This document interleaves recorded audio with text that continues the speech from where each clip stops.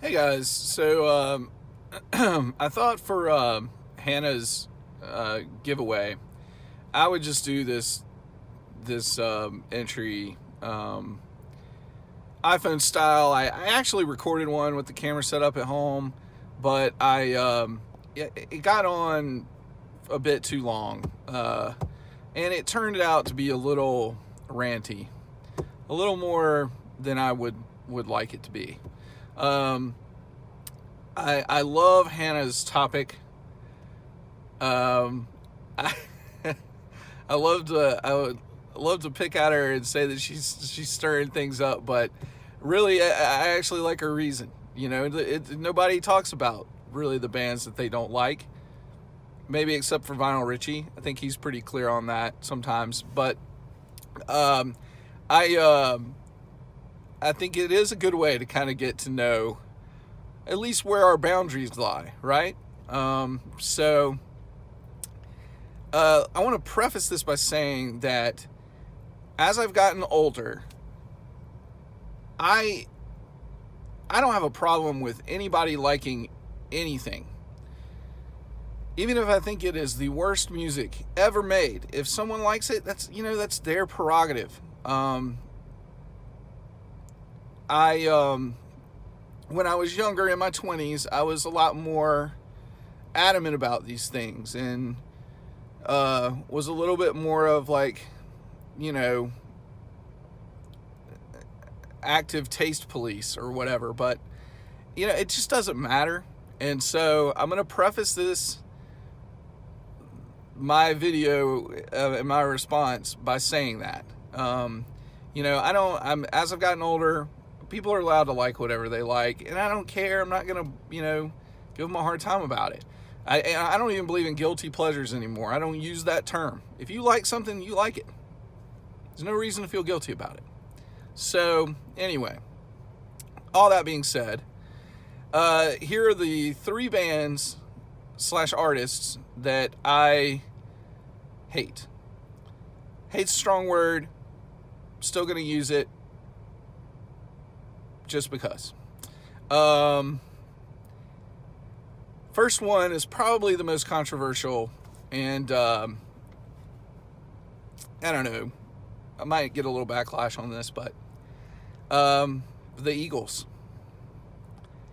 I'm sorry, I don't like the Eagles. I never have liked the Eagles. When I was in high school, there were a slew of other bands in the classic rock vein that I also could not stand. That changed over time. The Grateful Dead being one of them. I can't stand the Eagles. Here's my reason. I think that they bastardized the country rock sound. And every time I hear the Eagles, I think about Graham Parsons rolling over in his grave, wherever that grave might be. So that's the first one. And I hate the fucking Eagles, man. Band number 2 that I can't stand, Bon Jovi. And this one is maybe a little bit more difficult to explain, because I won't really say that his music is all bad. When I was in middle school, or maybe like early middle school, like 11 or so, I'm sure I liked songs like Living on a Prayer, or You Give Love a Bad Name, or Wanted Dead or Alive, or whatever. But I as I got older, and I've just never had any of his albums. I never found myself saying, man, I could really hear some Bon Jovi right now. And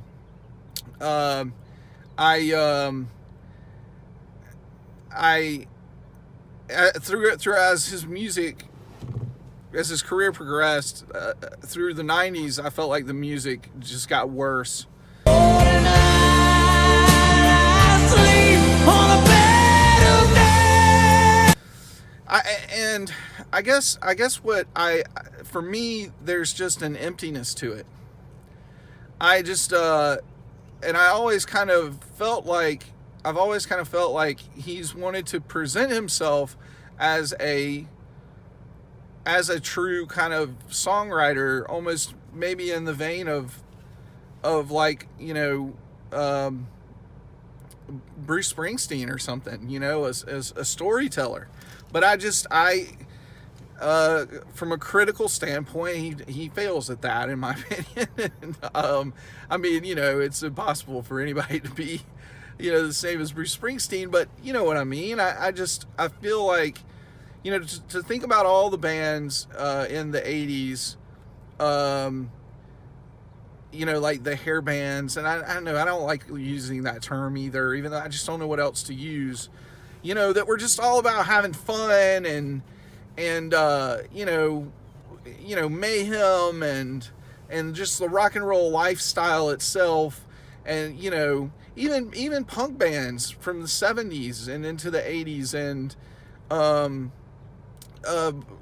bands like AC/DC that I love.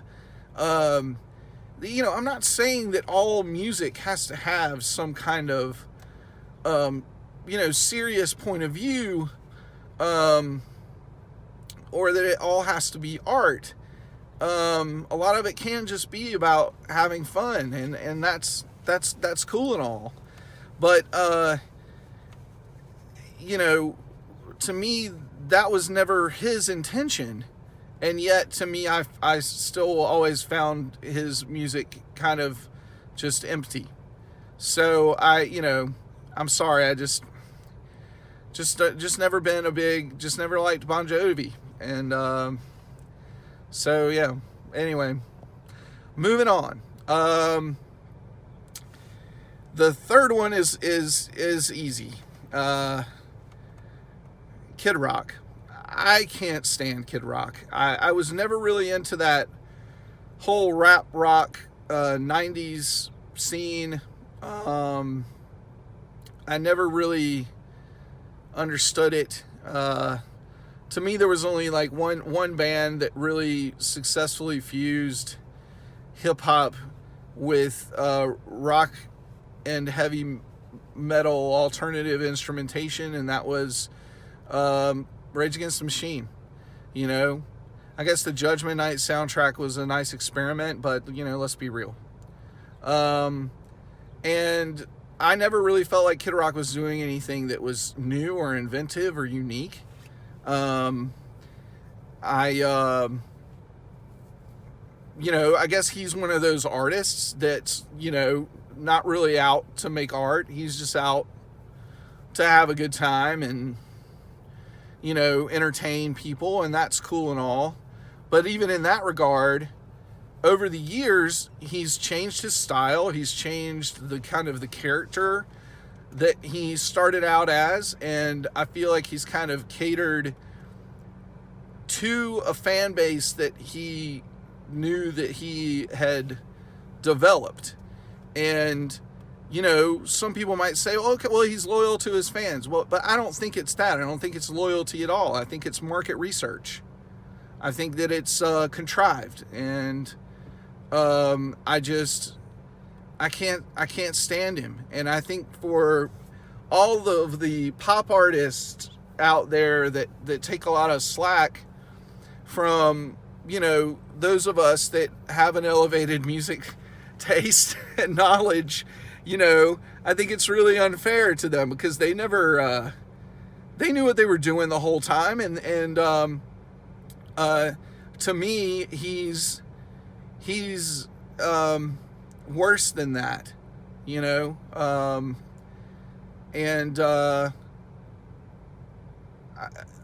because I don't think he's ever really owned up to the fact that he's just an industry creation, really, or that he's molding himself into that. If he's even the one that has total artistic control over himself, and I use artistic loosely. Anyway, I can't stand Kid Rock. Sorry, to any Kid Rock fans out there. Okay, Second topic was, what's your favorite place to shop for records? Or do you have a favorite region or city, even if you don't live there? First, I will say I don't really dig a lot when I travel. And the biggest, especially when I fly, and the biggest reason is I just don't like to burden myself with the transport of the albums back home. It's just too much to think about and too much to be careful with, and it's just something that I don't do. So yeah, I've never taken a trip with that being the purpose. So, I'd like to do that someday, maybe when the kids get older and maybe they take to record collecting or something like that, and a father can dream. But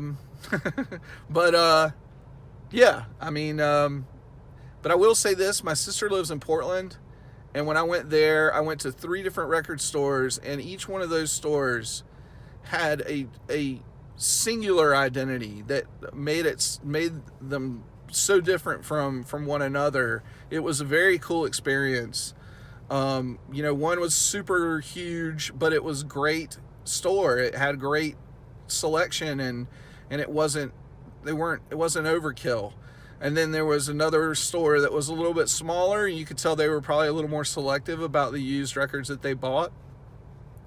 And then there was one that was even smaller, but they actually had their own imprint. They had their own label, and so they were selling a lot of the artists that they had on their label. And then it wasn't as large of an operation as Third Man Records or anything, but it was still pretty cool. And I talked to the owner a little bit about how they got started and why they had a brick and mortar store and everything. It was cool. But anyway, and so I would venture to say that the whole Pac Northwest is probably a great place to shop for records. Not only does that area just have a history of good taste, but there's a ton of transplants in that area, and I feel like they probably traveled with their records, and so there's a diversity there. And there's probably a lot of stuff that you can find in abundance that you just can't find where I live, and probably vice versa. But anyway, so my favorite record store here in Charlotte, North Carolina, is Lunchbox Records. I mention them a lot in my videos. If you guys are ever in town for business, first let me know. We'll get together if you have time. We'll go digging. But go to Lunchbox Records. Even if you don't call me, go to Lunchbox Records. And it's a great store with a really cool owner. He's a character, but yeah, it's a really cool store, and he knows what he's doing. So yeah, so that's it. And then I guess third thing is, do you want the vinyl package or do you want the CD package? I don't know. I would I'd be inclined to say vinyl right away, but knowing Hanna, the CD package might even be, there might be some real gems in there. So I'll just say this, Hanna, you just choose for me. If I happen to win the giveaway, you choose for me. I don't really care. I would be happy to get whatever you send. Yeah, so thanks for hosting this giveaway. It's been really cool seeing how much your channel has grown.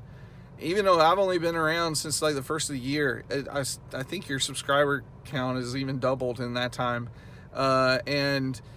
You bring out, you're a valuable member of the community, and you bring a lot to the vinyl community, and so congrats on all your success. And that'll be it, I guess. All right, thanks guys, talk to you later.